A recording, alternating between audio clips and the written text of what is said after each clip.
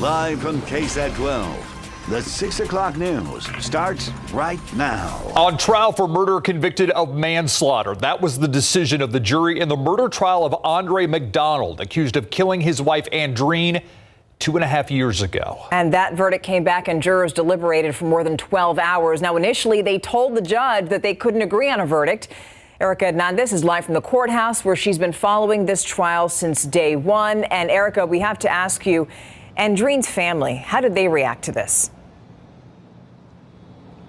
Stephania, Andreen's family was, of course, upset with the decision, but also thankful. Paul Anderson, Andreen's father, spoke right after the trial and expressed his gratitude for all those who helped in the case. Now, it was a little after 2 o'clock. Jurors told the judge that they couldn't agree on a verdict, instead declaring a mistrial.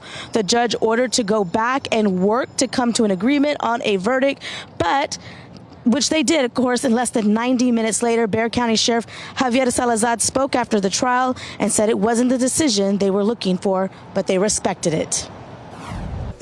The thousands of man hours that went into this whole case went toward giving Andreen's family hopefully some closure, hopefully some peace, and hopefully a sense of justice that they were searching for. Now, at the end of that press conference, the sheriff handed Paul Anderson the cuffs used to take Andre McDonald into custody. Now, the sentencing phase will begin on Monday. As far as the maximum punishment, well, that drops dramatically. It was possibly 99 years if he was convicted for murder, but it now drops to 20 years because it's manslaughter. And it's something that Judge Frank Castro will decide when that punishment phase begins. We will be live streaming it. You can watch it on all our platforms, again starting Monday morning. Live at the Cadena Reeves Justice Center, Erica Hernandez, KSAT 12 News.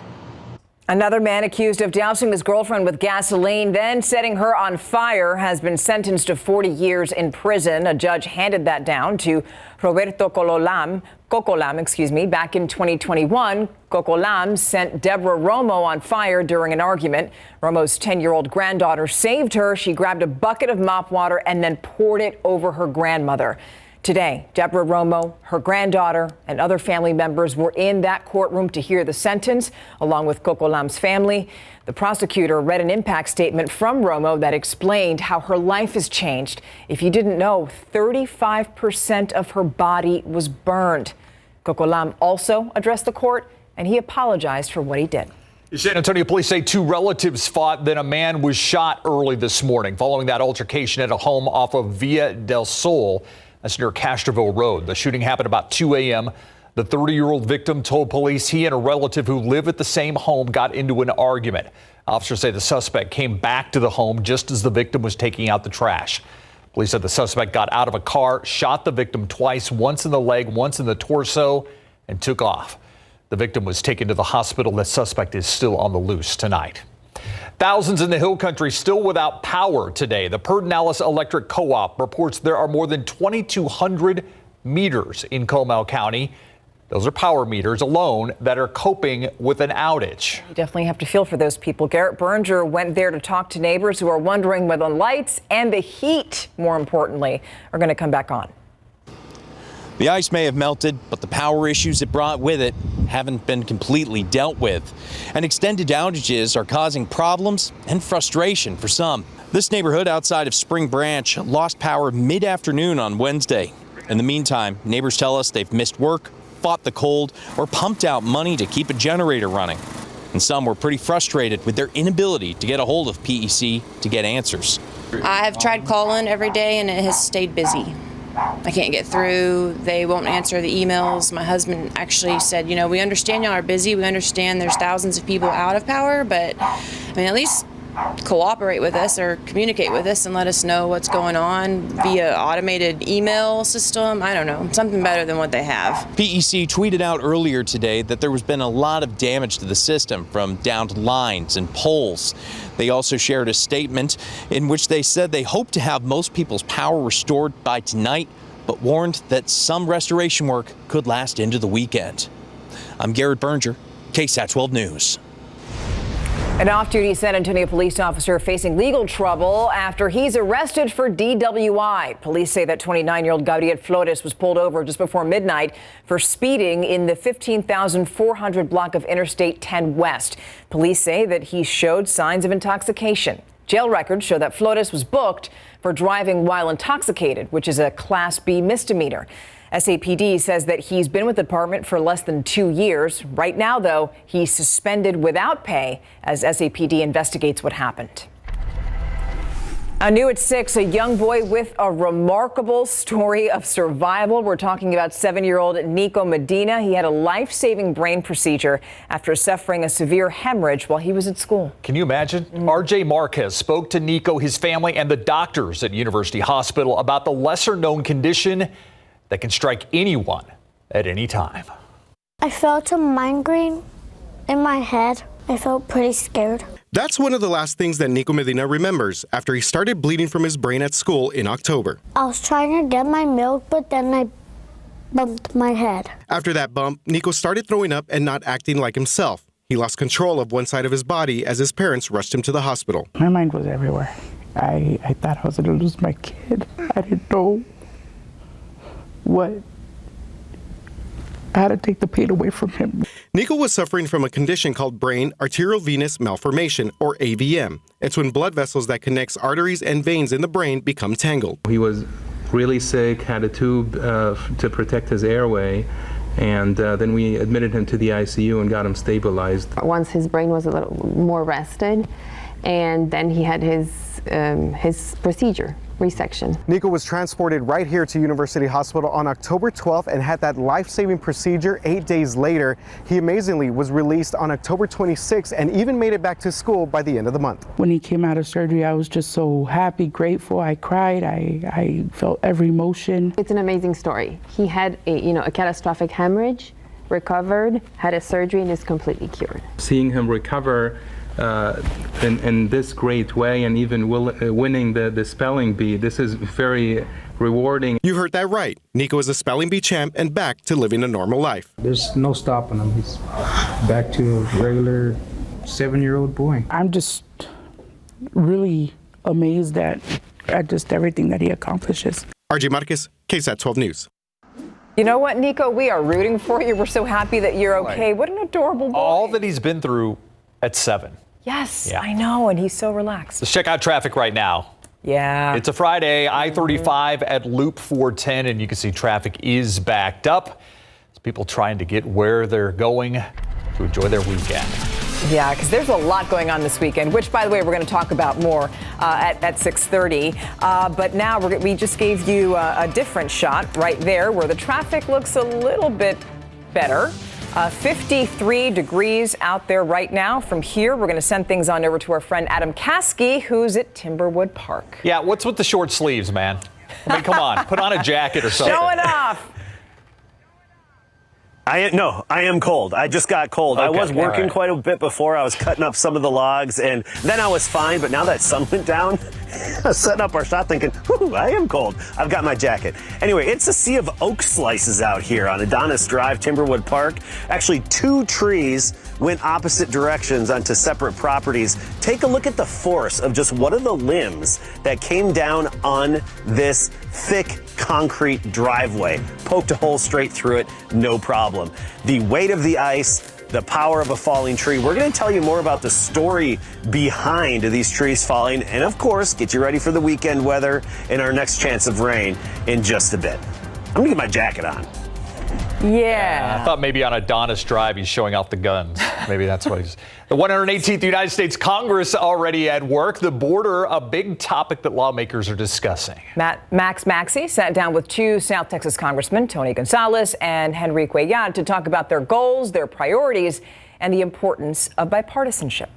There's this division happening in the country right now that's very apparent, and we have to cut through that. I was sent to Washington not to make political statements. I was sent to Washington to actually govern. Congressman Tony Gonzalez and Henry Cuellar are no strangers to the ideas of bipartisanship, working with the Biden administration, and looking at issues in South Texas. Speaking with both lawmakers, they're bringing up concerns they hear from their South Texas constituents. We're at year 3 of this border crisis, and I worry that year 3 may be the worst year yet. We certainly, all of us, want immigration reform. We want a guest worker plan that works. We want to protect the dreamers and have border security. The two congressmen on either sides of the aisle, they know all too well the issues at the border. Border security and immigration are two separate things, and having an all-out ban on legitimate asylum claims, that's un-American. What people want is rational, reasonable border security balance. It's attracted a lot of opinions from the entire political spectrum. Republicans control the House, with the Democrats having the majority in the Senate, and of course, President Biden in the White House. So the question is, can a divided government work across the aisle and be productive? There's this division happening in the country right now that's very apparent, and we have to cut through that and find solutions that help everybody. We just got to sit down and see what works and what doesn't work. And the only way you can do this is to apply that in a bipartisan way. This 118th Congress is just a few weeks in, and speaking to these two congressmen, the hope is that the loudest voices in the room don't drown out those who are willing to be productive. Massey, KSAT 12 News. And we want you to stick around because up next, you're going to hear from a local longtime physician who's reflecting over his life and his commitment to serve the east side of San Antonio. And here's the best part. That doctor just got honored for his service. So stay tuned. We'll be back with the story after the break. It just sounded like a train just came through. It was really loud. Talk about unexpected guests in that woman's backyard. Tonight on the Nightbeat, the recurring problem that a homeowner says her neighborhood is dealing with and the demand they're all making to the city. Plus, a traffic headache. Look at that along I-10. The issue that backed up drivers for miles. It's tonight on the Nightbeat. Now, for now, we want to talk about a very special person. Dr. Leo Edwards has been committed to serving the community where he grew up for more than 40 years, and his devotion has earned the East Side physician the Baptist Health System's Humanitarian Award. Jesse Degollado says, ironically enough, Dr. Edwards has a personal connection to Downtown Baptist, dating back to the day he was born. How's your son? He's doing great. How's the grandbaby? It's an office visit and a time to catch up. After all, Judy Clay Jenkins has been coming to see Dr. Leo Edwards. Forever. He talks to you. He listens to you. He has the patience for you. She says the Baptist Health System's Humanitarian Award recognizes his most endearing quality. His kindness. It's in my nature. It's just kind of how it is. I've been brought up like that. When he was born not breathing at a segregated Downtown Baptist, it was a white nurse who gave him mouth-to-mouth resuscitation. She didn't hesitate to save my life.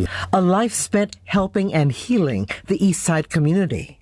This is my neighborhood, and so it's home. It shows in how he treats their physical and emotional health. You treat them like they're your family. Also, as a photographer and self-published author, he's chronicled events like the Martin Luther King Jr. March and the pandemic's devastating impact on the East Side. And so what we tried to do is to explain the story of what we went through.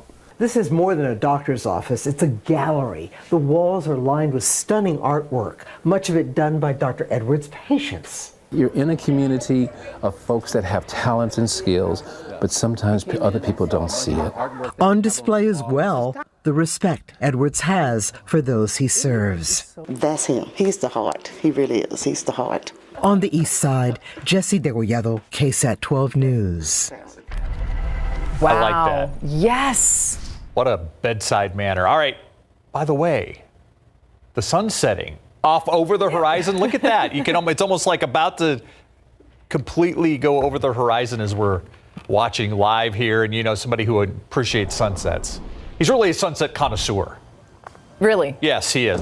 He's more than just thermometers. And now he's layered up. He's got the jacket on now, Adam. Couldn't take it anymore.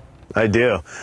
I couldn't help it. No, I mean, I was cutting up some logs to make rubble to relic, you know, for my homemade thermometers. And when people have to go through something like this, I try to give them at least a positive takeaway. And by the way, if you've got some big limbs down, hit me up, thermometer@ksat.com to see if we could work over and make a thermometer, such as this one from the EF2 tornado that hit Linda Drive back in 2017. So we're on Adonis Drive right now in Timberwood Park. Look at the size of this. It just came up by the root.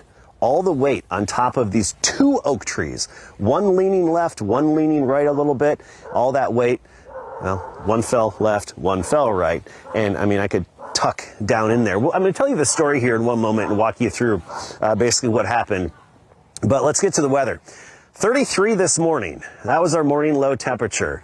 So obviously a little below average for this time of year and just barely above freezing at the airport, but we did dip below freezing in some spots. Then we had a high temperature of 58 degrees. 58 never felt so good. Take a look at the readings right now. I've got 47 here in Timberwood Park on Adonis Drive. You go to the airport, we're still in the 50s, a good portion of our area still in the 50s, but cooling quickly with that sun setting right now behind the horizon. 56 in Helotes, 57 in Comfort, 51 in neighboring Bulverde, and 49 in New Braunfels. Tomorrow morning, we're going to feel the chill. We'll be down in the 30s. 37 around San Antonio, just a brief light freeze possible in some parts of the hill country, but most of us a little above freezing. 55 by noon tomorrow, warming up nicely to 62, so baby steps, incrementally warming up. And after some morning fog, a decent amount of sunshine, basically a mixture of sun and clouds throughout the weekend. And the key here, warmer. 62 tomorrow, and by Sunday, we're up to 72 degrees. And a breeze out of the south at about 5 to 15 miles per hour this whole weekend. All right, let's talk about our next chance of rain. We have a little ridge of high pressure overhead right now, a little blue H.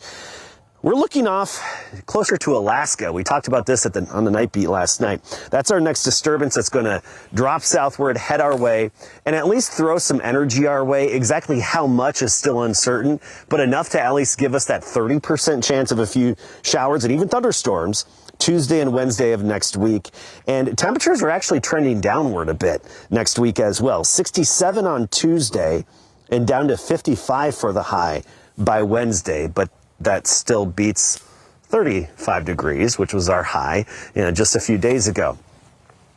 All right, now let's take you back out live here. And the Nix household, I chatted with the homeowners here.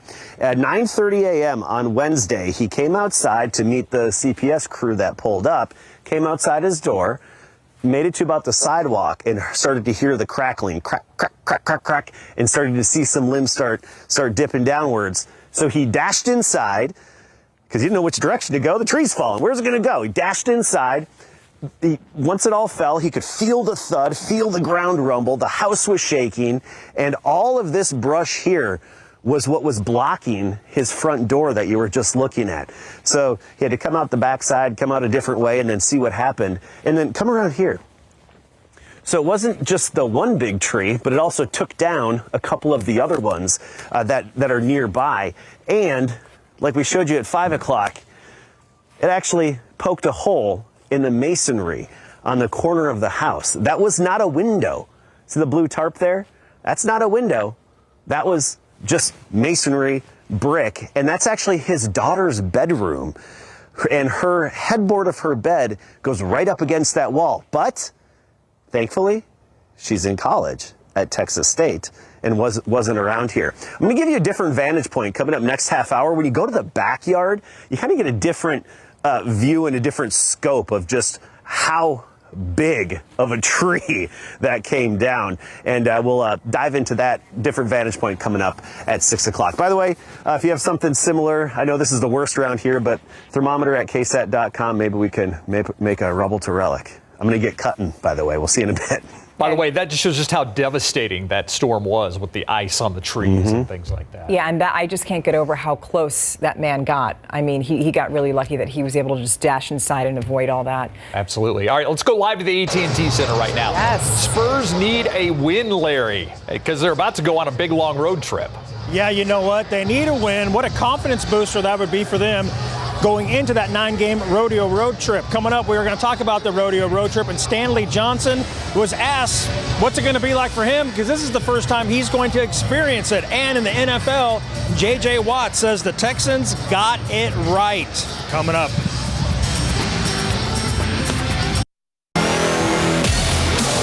Good evening, everybody, and welcome live to the AT&T Center, where tonight the Spurs will host the 76ers in the Spurs' last home game for the month of February. Then they will start the 9-game rodeo road trip on Monday. They're going to be gone for a very long time. So they'll play 6 road games, then take a break for NBA All-Star Weekend, then wrap up the road trip with 3 more games before returning home on Tuesday, March the 2nd. That's a long time. The rodeo road trip always serves as a time for the Spurs to bond even more. For the rookies and 8-year veteran Stanley Johnson, this is something completely new for them.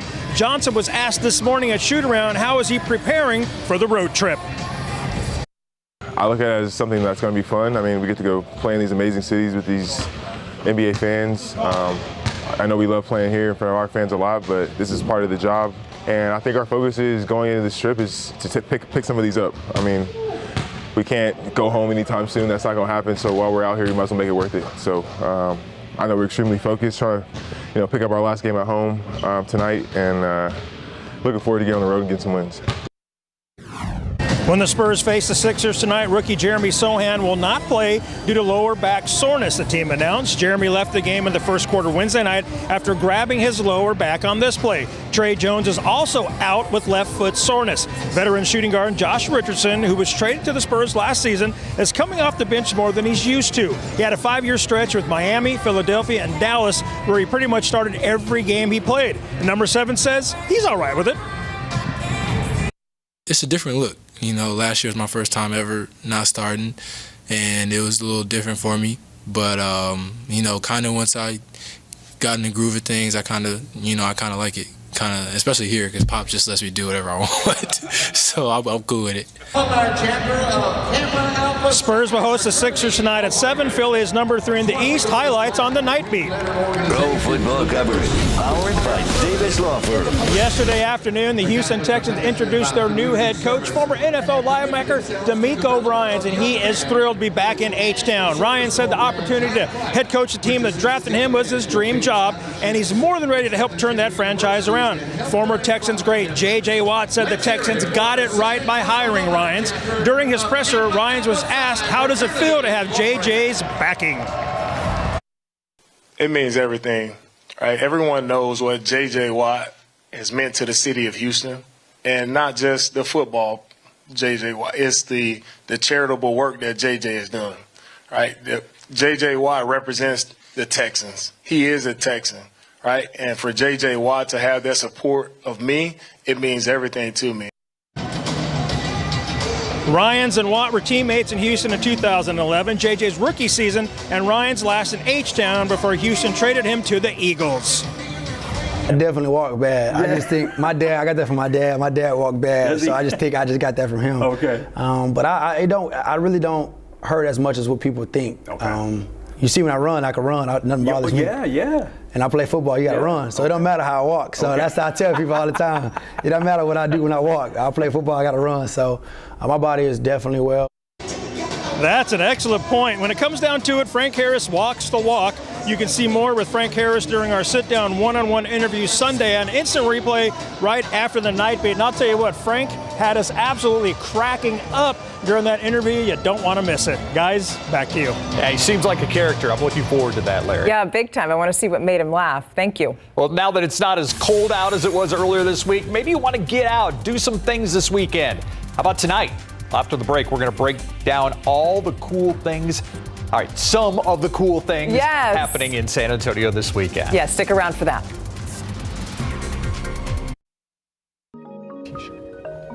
All right, baby, it's Friday. You got through this week's cold weather, so now it's time for the weekend. It is, and there are tons of things happening across San Antonio. Joining us live on set to discuss that, our friend Stephanie Guerra. Stephanie, there's something for everyone this weekend. I'm just struck, though, that we have Stephanie and Stephania. Woo! It's meant to be. It's meant to be, exactly. All right, so First Friday, always a big deal, but took a little bit of a hit during the pandemic. Yeah. For sure. People stayed home. The galleries weren't open. I'm sure artists and musicians and the bars and restaurants in Southtown were very quiet, and now it is back in full force. I actually drove through Southtown on the way to get here tonight. Everybody is out. It's a beautiful sight to see. There is a really cool place in Southtown called La Segunda Boutique and Gallery. Okay. So it's kind of like this super cool musician-owned vintage shop, and they're having Josh Baca. He is of the Los Tex Maniacs fame, playing there tonight, and his band is called Josh Baca and the Hot Tamales.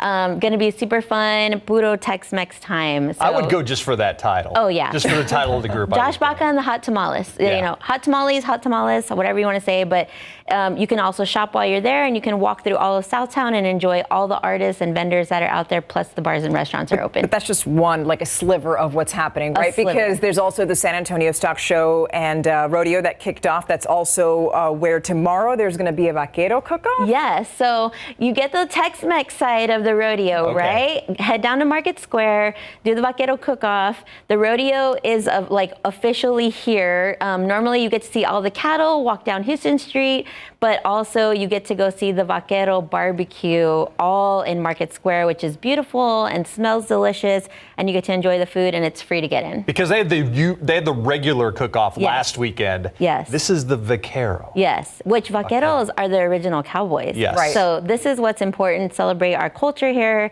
and obviously everybody knows about Market Square, pioneers of Chicano, Mexican, farmers markets, produce markets, and that's the spot where you want to go get the barbecue. That just this video is making me hungry. Yeah, right? I haven't had dinner, I'm hungry too. Yeah, see, there you go. Usually on Friday, I wear my tennis shoes because it's my casual Friday. I don't have them on, but I'm a bit of a sneakerhead. Oh, wow. You have something then. Yes, so for all the sneakerheads in San Antonio and around San Antonio, you need to get to the Henry B. Gonzalez Convention Center tomorrow for SneakerCon. So it is their second annual event. They've got celebrities, sneakerheads, they've got local people showing off all of their collections. A lot of boutiques and shops that are here in San Antonio are gonna display everything there. And I'm not sure how many sales actually happen. I know it's like a really huge fan event, but it's in the convention center. Like that's huge, you know, and we definitely want to support local culture. Plus they have music and art and all of the things that go along with sneaker culture. I've heard of Comic-Con. Yes. Not SneakerCon. The sneaker culture is huge, and it has been for a long time. San Antonio has always had sneaker shops and big sneaker events, but I do think SneakerCon is kind of taking it to the next step and, you know, bringing that bigger size in the convention center. It's an event with soul. Yes. Many souls. We're both on the same path. So now let's talk about the theater crowd, a different crowd, right? An artsy crowd. There's a civil rights play that's based around songs that Nina Simone wrote. It's at the Public Theater of San Antonio. Yes, I'm super excited for this show. Hopefully I get to go see it. It's going on all weekend. Tickets are still available. It is, you know, her music is the soundtrack for this play that is set to the time frame of the Birmingham, Alabama bombings and a big civil rights movement. You know, we recently celebrated the legacy of Dr. Martin Luther King Jr., and I love to see that we're celebrating this here in San Antonio at the Public Theater. And I think it's just, Nina Simone's music is timeless, classic. You know, like you grow up and you cannot help but learning the history behind her music when you hear it. So this is a really good opportunity to experience it through the eyes of 4 women that lived through that time. And support local arts and local artists. Yes, we need to support our local theaters. And they need the help. They put on great shows there. Yes. I mean, I went there for a different show just a few months ago, and I absolutely loved it. So they did a great job. All right, I want to go back to the first event. If we wanted, where is the what did you call it? Boutique. Boutique. They named it that way. So it's in Southtown, but a little further south of Southtown. So if you are passing Brackenridge High School, it is right adjacent to Brackenridge High School. Got it. So on South St. Mary's. Towards Lone Star. Yes, it's like a 2-story house building, super cool. But you know, you do have to look for it. They have a sign, but it looks like a house. So it's really something that you should check out. It's open almost daily. It's owned by a local DJ and rock musician named DJ Plata. He's been in the San Antonio music industry for years, and that's his baby, his passion project. Come on, Josh Baca and the hot tamales. How can you not want to go see that? You have to see it. Yeah. Something for everybody, too. I mean, families can go and enjoy that. Okay, before we go, yes, if people, maybe they're going out of town tomorrow, they're going to miss any of the events, you're having one on February 13th. Thank you. Yes, I'm celebrating all my amigas and galentines at a fairly new bar on the east side of downtown called La Ruina. It's a beautiful historic building built in the 1800s, and we are going to have a celebration of women. I'm partnering with Empower House, which used to be Martinez Street Women's Center, to support girls and young women. We'll have women-owned vendors. We do have music by DJ Despeinada, local Latina DJ. We'll have tarot card readings by a local shop called Deja Vu Esoterica. And then the bar itself is a beautiful tropical pink palm tree, beautiful bar with cocktails, and we'll have all night happy hour. So RSVP, you can RSVP, it's free to get in. But since, we're on the east side, I really want to partner with the community and make sure that I am always trying to empower women like myself, because that's how I have gotten to where I am, is by being, given a hand to help me out and get, more exposure, learn, join, and have fun while you're at it. So it's called Galentines. Can I go? You can totally go. It's open to everyone. I just want to make sure. Yes, if you want to bring a gal, that's good. But if you don't, they have a huge big back patio. As long as it's not raining, we'll get to celebrate out there. And then you should visit the bar on any other day too, because we want to support our local service industry. Absolutely. But I'm excited to have Galentines. I love the list that you bring to the table every week. Thank you, Stephanie Thank Guerra. you for having me back. By the way, she can be found at Puro Rhymes with Flinche. Okay. We can't say it on the air. Yes. I will say everybody loved repeating that back to me after I was on and talking about how Steve Spriester said Puro Flinche. So that is fun. Thank you for having me. I truly appreciate it. And I love talking about the San Antonio community almost as much as y'all do. We love having you on. All right, Stephanie Guerra, thank you so much. Thank you. And we'll be right back after the break.